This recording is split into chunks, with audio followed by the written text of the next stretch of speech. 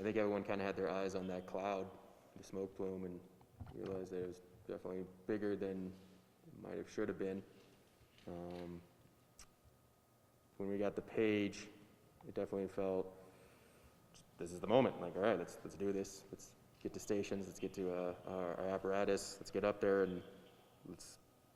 I don't know. I personally felt excited to do as much as I could, and felt like it was like, oh, this is the moment.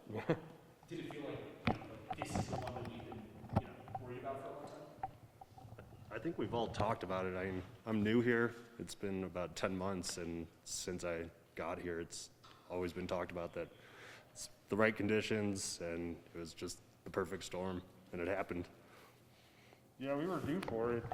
Fuel moisture was really low. All the critical points to create the trifecta to make the fire were there.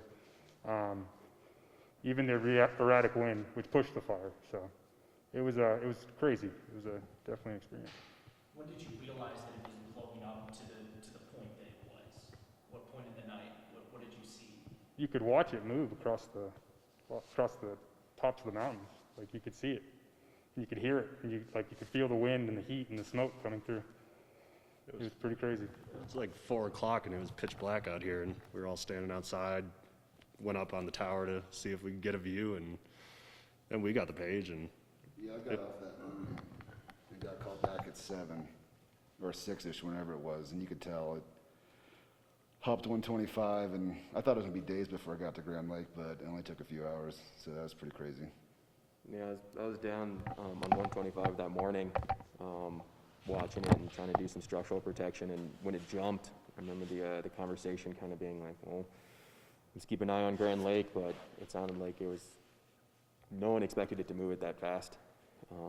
They thought if it did get to Grand Lake, it was going to take days. And I think the moment for me when I realized I was like, this is bad, is when it almost seemed randomly that we got the call that, the fires in the subdivisions and everyone to quarters and get out there. Just so we're not moving around, this is moving so that the cameras are moving around either. I might go around and maybe ask you, like each of you guys, a couple questions, and then move around so we're not moving around constantly, if that's all right with you guys. Cool. Cool. Who wants to go first? I'll go first. Awesome. To keep it in perspective too, and I was going to say something about it, like Marco and Chris had the opportunity to look at it from the outside and see the cloud. Up here, we're just under this blanket of smoke. Right.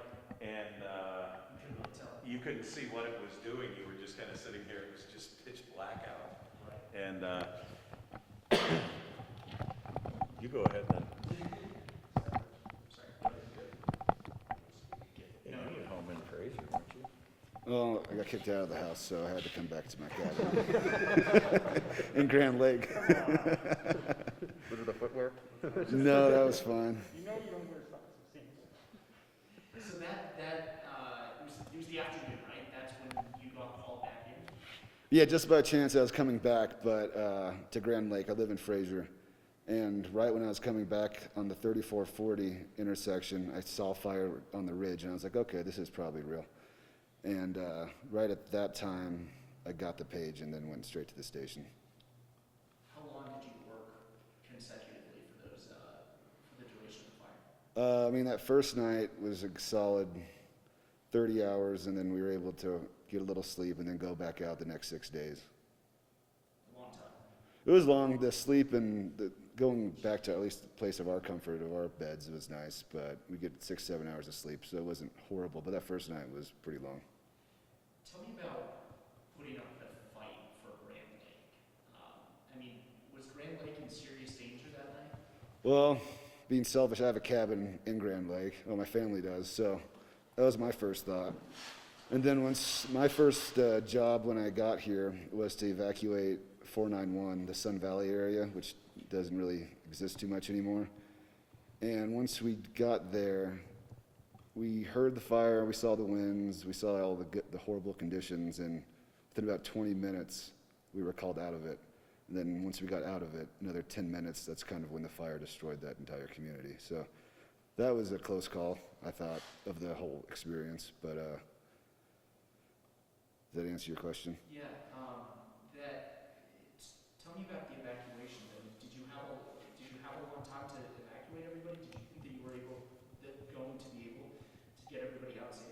Well, that's a big community, and it's not, the houses aren't super close, so we just hit up every house we could.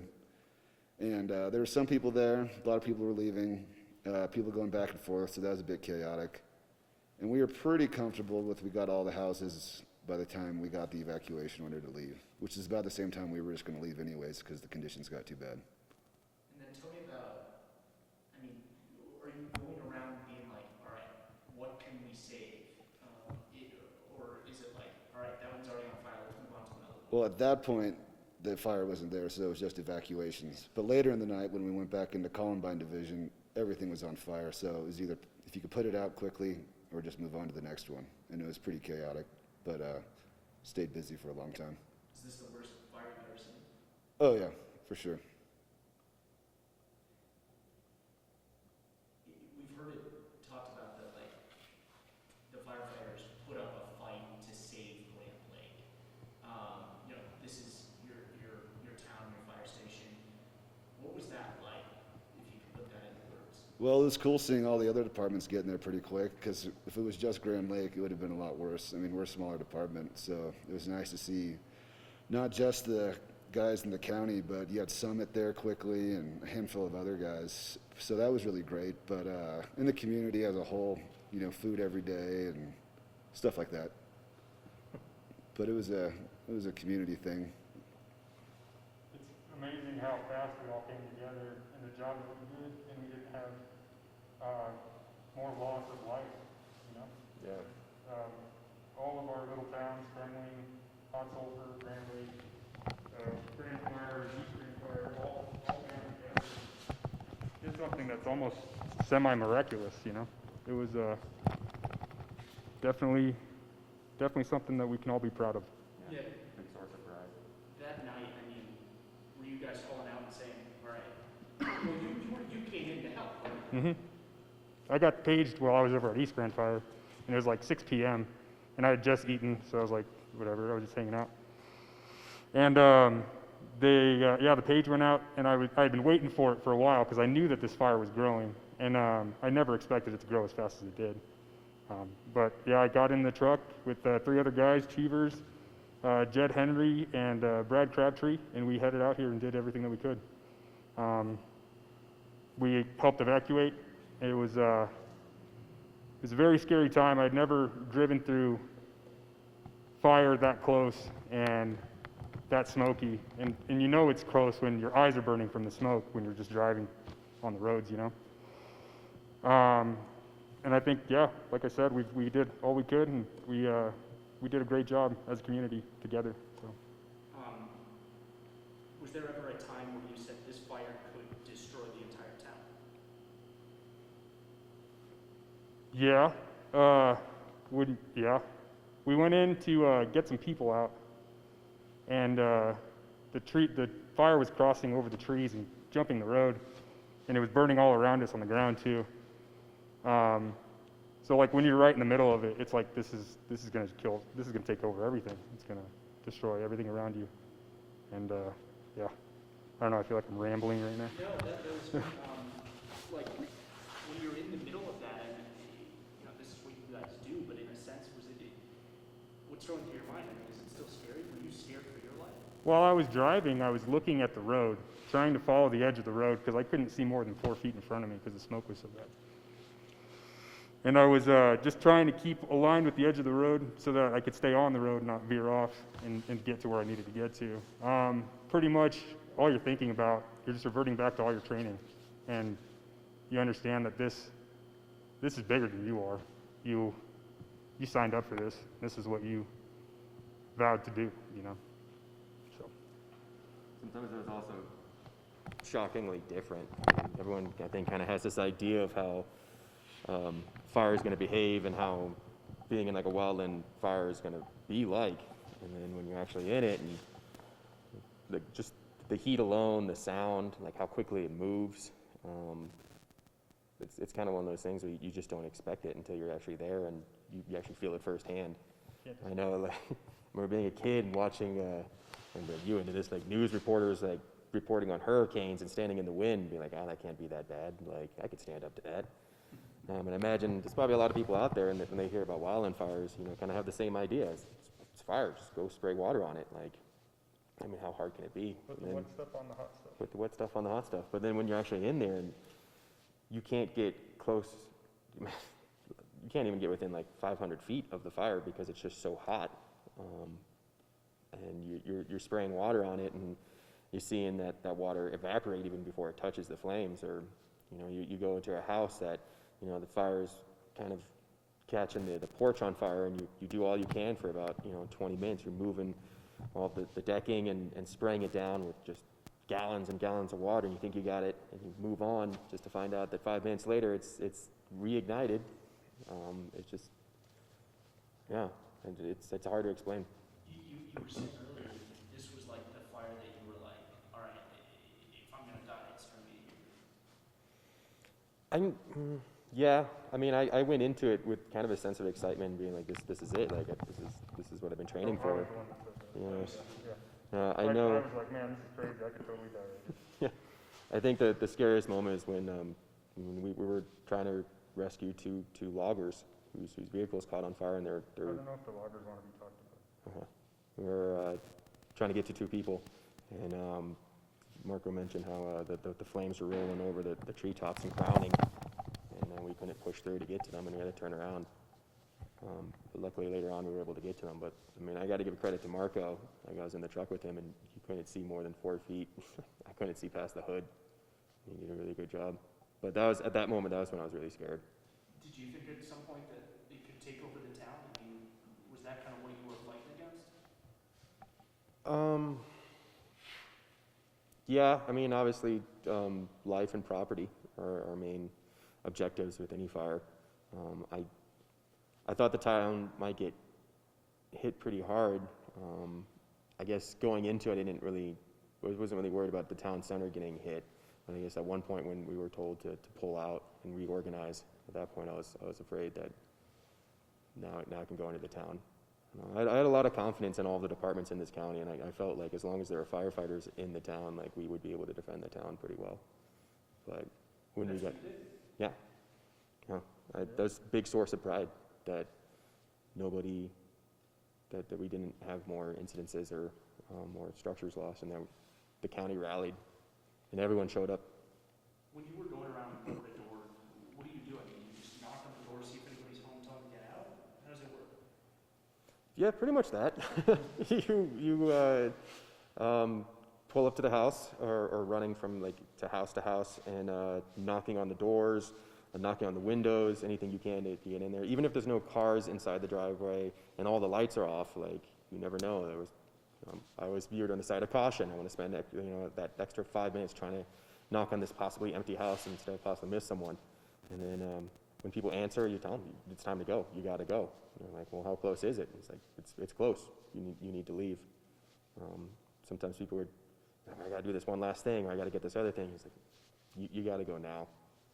And we had a house where they're just doing the last couple things, and they kept on kind of putting it off. And I think the thing that finally got them to move is like, we're going to follow you out. Like, you're the last one in the neighborhood. We're not going to leave until you're gone. So you need to go now. And I think that got through to them. That was after they had already called over the radio for all of us to get out, because it was coming, and it was moving quick. So yeah, like I remember hearing that on the radio, and Jed's running alongside of the truck, and I'm driving, and he's banging on doors trying to get everybody out, and Cheevers is back there too, banging on doors. It was a trip, and I'm screaming out the window to get them all to get back in the truck so we can get out of there. It was crazy. Brent, what was it like for you that night? I think just like everyone else, it was hectic, starting with the evacs, and I was assigned to get everyone out in town, so had that responsibility, all the lights on, in the ambulance, door to door. There were a few people actually helped them throw some stuff in their car to speed up the process. It was hectic for my first wildland season.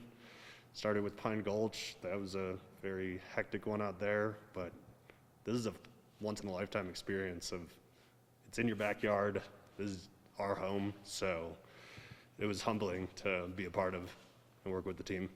And what was that like? I mean, seeing this massive fire that's going it's unheard of for anyone. So it was, like these guys said, go back to your training, work with your guys, and it was just go to work. And there were no questions asked, and we all kind of sat down, took a deep breath, saw what we were up against, and then we went to work, and we didn't think twice about it. Is there anything when you think back to that night that stands out? Any memories or of like a specific, evacuating someone specifically, or putting up a fight against a house, or seeing the fire come over a ridge? Yeah, I think it all. I mean, starting with the evac, there were a few people that stick out in my mind that have come back and written me cards and thanking me, and it was just me doing my job. But they found it really helpful and peaceful that I was there to help them get out. But for me, I think it was all of us, once we came back into town and seeing the damage, what we could in the night, and just the fight that we were up against and how we had to adapt and overcome, basically, was pretty impressive of what we did. At what point did you say, okay, maybe we've got a hold of this thing, like maybe it's not going to keep spreading? I don't think until the next morning. And we worked the entire night, and we couldn't see what it had done until the next morning, and then we still had a lot more work. We didn't know if the winds were gonna pick up. There was still a lot of unburned material that it could have jumped to. So we had a lot of work to do. How many hours straight did you work? The first night, I didn't make it very long because I was injured, recent surgery, so I made it till about 3:30 in the morning, and then I had to come back to the station and get some ice and lay down. What was that like just being like, I can't do it anymore? I mean, and having the rest of your guys out there? I didn't like it, and Dan took me home and spoke with Chief, and they made the call. And I was in the truck with Jake, and he saw how much pain I was in, and 2 discs in my back are blown out and recent meniscus surgery, and was out there as long as I could, and I didn't like leaving. I think I told Dan to drop me off and wait 5 minutes for me to go grab some stuff and ice, and I'll be right out. But they wouldn't let me, so I had to put my head down for the night, and it was kind of uneasy knowing that all the guys were out there and I wasn't. Other people have talked about kind of everybody coming together and the pride that y'all felt that night and now still moving forward. What is that sense of pride like in, we fended off this massive fire from destroying our hometown? Well, and we all signed up for it, and I think we take pride in our job on just a day-to-day basis, but seeing everyone come together, different counties, our county, our community, our grocery stores, our restaurants opening up to us when no one was allowed in here, and it was incredible. We're not a big town, and I come from Chicago, so this would never happen, and then a small town like this it's pretty humbling to see. Yeah. Sounds good. Dan, what was it, do you listen to stuff? What was it like for you that night? I gotta say, first of all, it was really weird as the day went on because we had smoke and wind all day. We were underneath it, we were in front of it, so most of the day we weren't seeing what was going on. And what started hitting me as the afternoon came, and I remember that morning I did an inspection on this guy's house, and I said, there's no way it's going to get to Grand Lake today. I said it'd take probably 2 to 3 days to burn up here. And finally, because I was getting pictures and texts from other people asking what it was like up here, they were seeing it from the outside and taking pictures of it. So about 4:30, I drove down the highway to Lake Granby and got out beside it to see it. And I took a picture to the north and I took a picture to the south. And I was like, this thing is incredible. And by 6 o'clock, I went back to my house and grabbed my dog. That was it. And I knew with the areas it hit, in fact, for 2.5 hours, I didn't know whether my house was still there or not. I thought it was gone.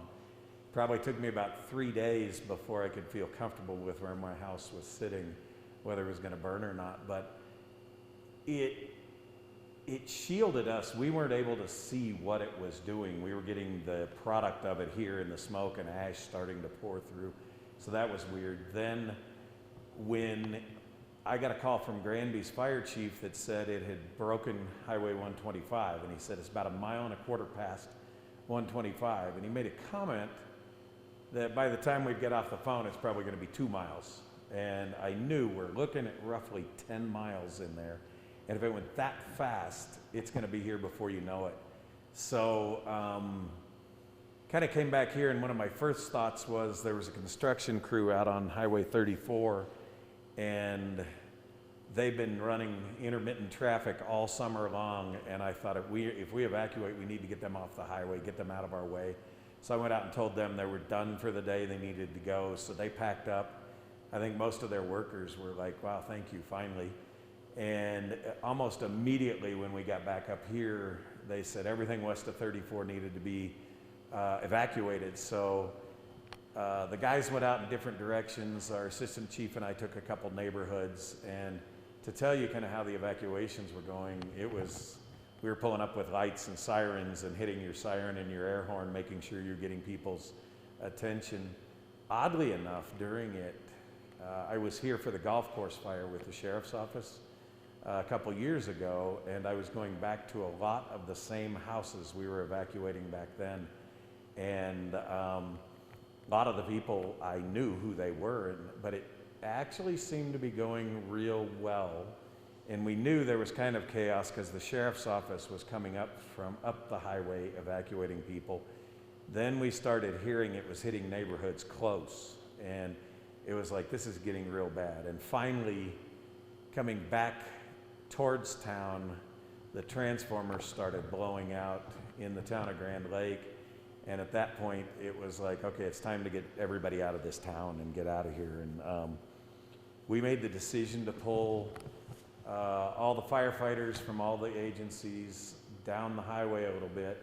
And people, I think when you look at it and you think of if a hurricane's coming towards you, you don't go stand in front of it. You can't do anything. So get out of the way of the fire and then come in behind it and start working.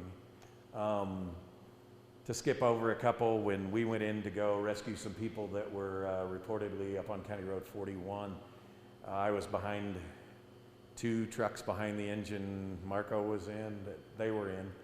And I've got to tell you, that one was pretty hair-raising. When they came out of the smoke and we were able to throw them in trucks and turn around and head back out was the first time I started feeling like, oh, thank you. I was like, we're not going much farther. This is ridiculous. But found the guys, got them out of there, and then waited for a little bit and came in behind it. And first things, I guess when we got back to town, was I looked and I was like, nope, town is still intact. And it hasn't hit in the town of Grand Lake. We knew in watching it come, it was hitting some neighborhoods around it. And then it was a matter of trying to get in behind it and keep it from coming down into town, and then trying to get into these neighborhoods. And everybody here has mentioned when you got down in the neighborhoods, and I'll tell you, when we went into Columbine Lakes neighborhood, right as you drive in, every house was burning. And you just thought, oh man, everything's gone. Once you got through that and you realized there's still houses in here. We probably, in Columbine Lake subdivision, which is a little under 500 homes, I was guessing probably 200, 250 spot fires in the neighborhood in the trees. I don't base that off of anything other than there were spot fires everywhere. And I watched before we pulled out here by the entrance to Columbine Lakes. I watched what looked like a meteor come out of the sky and hit in the field and light a huge spot fire that in 30 seconds went to 40 by 40, 50 by 50, and just blew up into a fire. That particular fire was the one that almost got Grand Lake Lodge and continued on into the park and over the top, joined up with the rest of the fire. But when we got in there, I think at first you were kind of felt helpless. I mean, all these houses are just torching, and they're all totally gutted, burning. And then you started seeing some houses standing, and you were able to keep fire off of houses. And I think your adrenaline started going and your interest, and you started, the more you could put out, the better you felt. And then you kept going through the neighborhood. And then you join up with a group of Granby firefighters. And I remember when they came down in there, and you'd kind of cross paths and join up and maybe work on something together and then go different directions. And then here'd come an East Grand crew or somebody you were working with for a little bit. And it just became this kind of a flow and I used the term that night, I was saying something about it being like triage firefighting.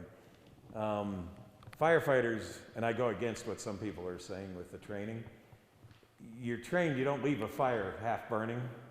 And that night, we had to put things down, and you couldn't mop it up and clean it. You had to move on, then come back. And it was like, once you started seeing it work amongst all these teams, everything started working. And to me, one of the big things was watching our guys and every crew, instead of being able to clean up hoses and put them away where they went, just draping hoses over engines so we could get moving. And, you were throwing stuff, hanging it off your engine to move to the next stuff. And like everybody has said, kind of an unbelievable sense of pride in seeing the local firefighters, not the ones that were working the fire. This thing was so huge. You had fire crews working all over the place. But up here, to keep it from coming into town and to save the neighborhoods we could, was all East Grand, Granby, Hot Sulphur, and Grand Lake. And then we had, like you said, I think we had a red, white, and blue crew. We had one from Vail. All the mountain agencies came together. Yeah, Eagle River. Is there kind of that sense of pride of like, we defended our town? There really is. And I think and it started hitting me, and I had a benefit that a lot of these guys didn't. I was in there escorting people back into their homes and trying to retransition them, to come see their homes. And I got stopped hundreds of times by people who said, we saw how close this fire came to our house. It burned to our house. We know it didn't just stop. Somebody intervened and put this out. And there are several that I've had the opportunity to go back and actually meet with some of the homeowners, and they've said that fire right there didn't just stop. Somebody put it out. And there's one down by the lake in Columbine Lakes that someone came up and the porch swing's burning on the deck. And the people see their porch swing burn, part of their deck, but their house is still standing. They know in those, and this is where everybody's coming back and saying, we could tell somebody came in and put this out. And every bit of that in there for the first day. And my day, unfortunately, I'd come in at 7 o'clock on Wednesday, and I went about 41 straight hours into Thursday night before, and I'm too old for that, but anyway, it went about 41 hours, and you were just like, you were driven by this. The more we save, the more we can save, and everybody just kept going. And you're hearing, out of the smoke, here comes another engine from another department. One in particular that got me was a crew. I had a tender and a wildland engine, and we were going through kind of looking for fires, and we saw this fire in the woods. And as we pulled up, it was behind 3 houses. And I pulled up and I look and I see a Granby fire engine backed into the driveway. And we backed in next to it in a tender. And I went around, and the Granby guy is a friend of mine that was supposed to be here, Hopper. And I went up to him and I said, what do you need? And he goes, you got water? And I was like, yeah, 3,500 gallons. And we started helping them, and he goes, we're about out. But it was kind of cool that just everybody working together, and you jump off and work with somebody, then you wouldn't see each other for a while, and you jump back in. It was cool. And in a horrible situation like that, you're looking for those little positives. And to see the pride I could have, not just in our guys, but everybody in the county working together and putting out all these. And I know Columbine Lakes and some of the neighborhoods around there have just been like, wow, you guys. And we really thought, sorry, I'm rambling now. The beginning of the night, And when this rolled through, I sat and watched Columbine Lakes, and I left pulled back, believing the entire neighborhood was going to be gone. The reason, and I should back up and say, the reason Columbine Lakes keeps coming up and keeps coming up is right around that area is about the most densely populated with houses in the woods that stood in front of this. I think it was the most houses in any neighborhood that it was coming towards. We thought that whole neighborhood was going to be gone. And when we pulled out of there that night or into Thursday, I said, I bet we lost 25 to 30% of it. Next day, I said 10 to 15% of it. And I found out we only lost 6% of the homes in there. And that's a huge win and a lot of hard work and that you saw guys doing that just saved the whole neighborhood. Talk about the power of this fire. I mean, is this the most powerful fire that you've ever seen? Oh, by far. And I couldn't have even imagined anything like this, the way it rolled that day. And you were in disbelief. A lot of questions have come up about what they forecast as fire behavior that day. They gave us the basics. It's going to be aggressive, really windy, a lot of fire spread. I was sitting there in total disbelief, going, this thing is not coming at us like this. And if you would have asked me still, I think about a fire that could have driven through here, wiped out the homes it did, continued through the park, over the Continental Divide, and towards Estes Park. I just couldn't even fathom it. It just, I couldn't even imagine anything like this. And yet it happened. It did. And, 361 some odd homes here, 550 total structures. We've always talked about there was going to be a big fire up here. We have so much fuel and so much out here, you just couldn't believe it was actually happening. And then to come back on Thursday and come down to the highway and hit more houses and an entire marina on Lake Granby, you kept saying, when's it going to stop? And the answer to that question was when the snow started coming on Sunday finally. But what was that like? When we anticipated the snow was coming, but we didn't know how bad it would continue to get until then. When it first started snowing, I mean, what was that like? And we said, okay, it's over. why didn't it come a few hours ago or a few days ago? The big deal on that was Saturday afternoon. They forecast really high winds ahead of the storm, and we were really concerned about that. When it didn't snow much at all Saturday night, and then you got up Sunday and you were like, where's our snow? It finally started around midday Sunday when the flurries started coming. When it really started coming in and sticking, you were like, okay, we can take a breath now and slow down just a little bit. And once it just came in like a blizzard and kind of blanketed everything, I think then you finally felt like, okay, we got a handle on this. We're going to be able to get a handle on it.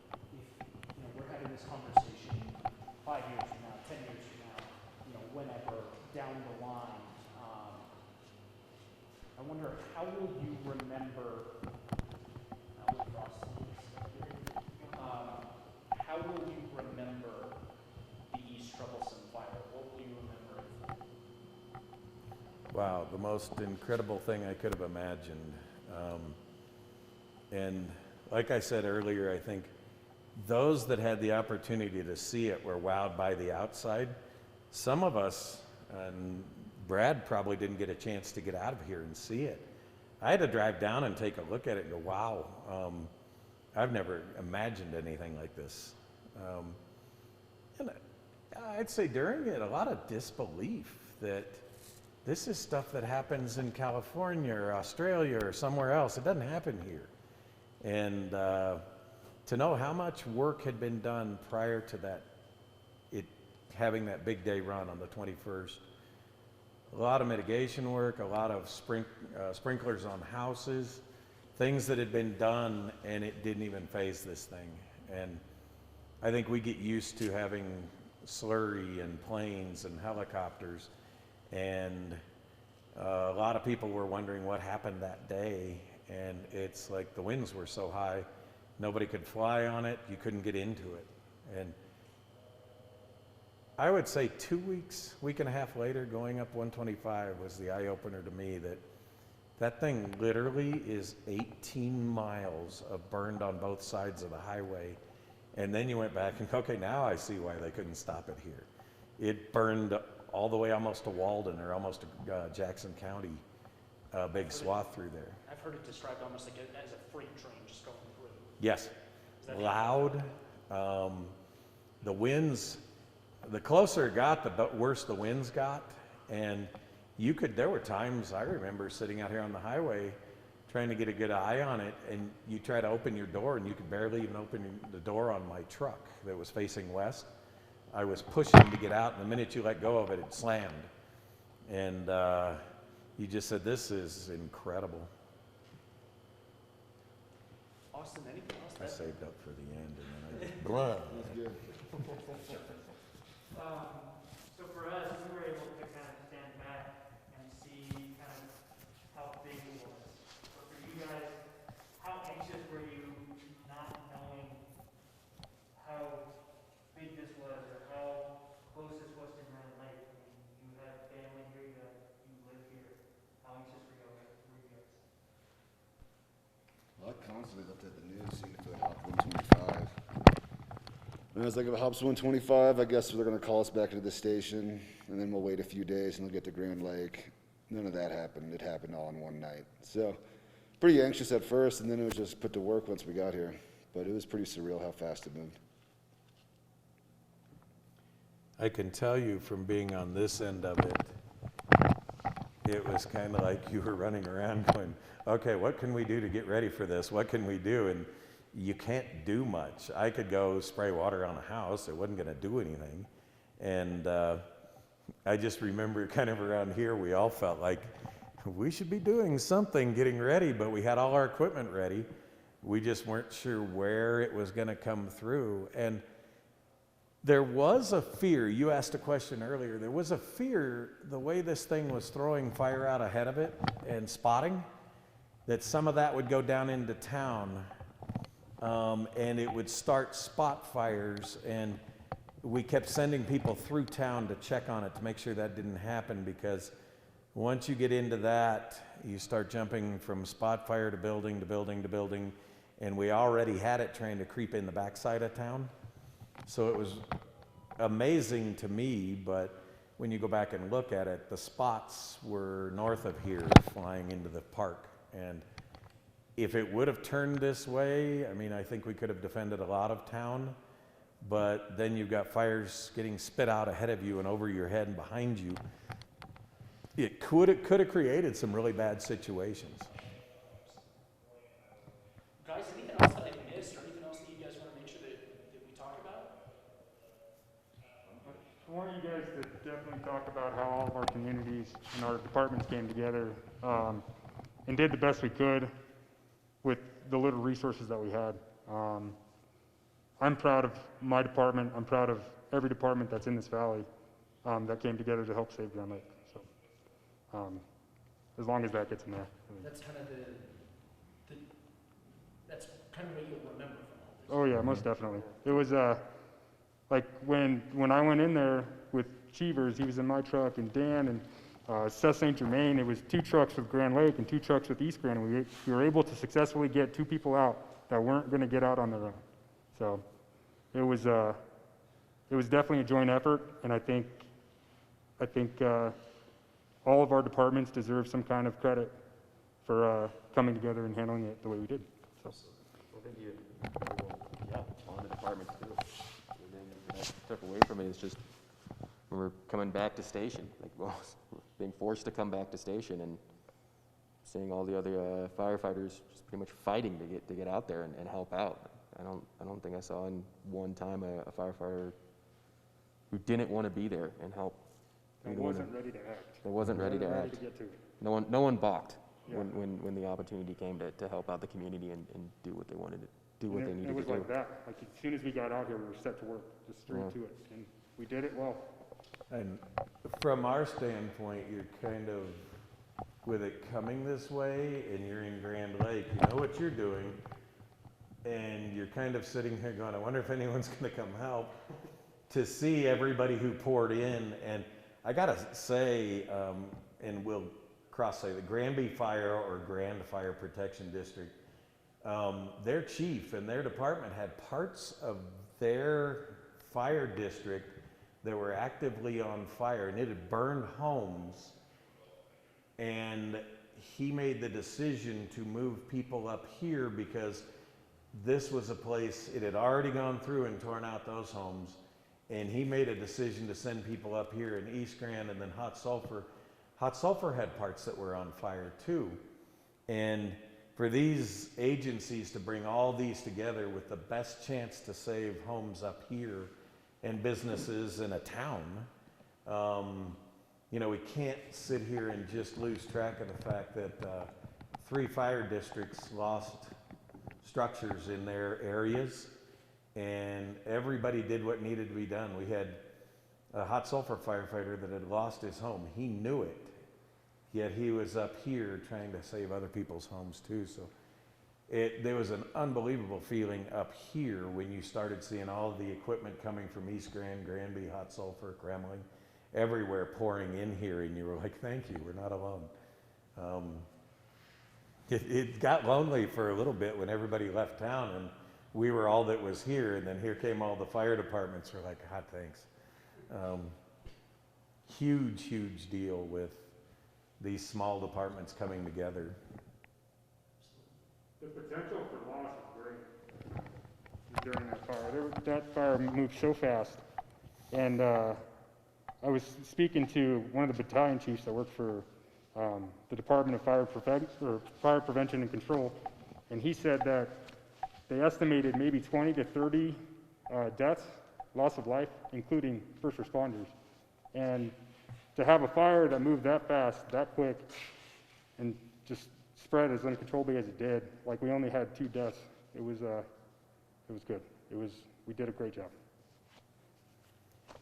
Guys, thank you so much, seriously. Thank you, Mark. Appreciate it.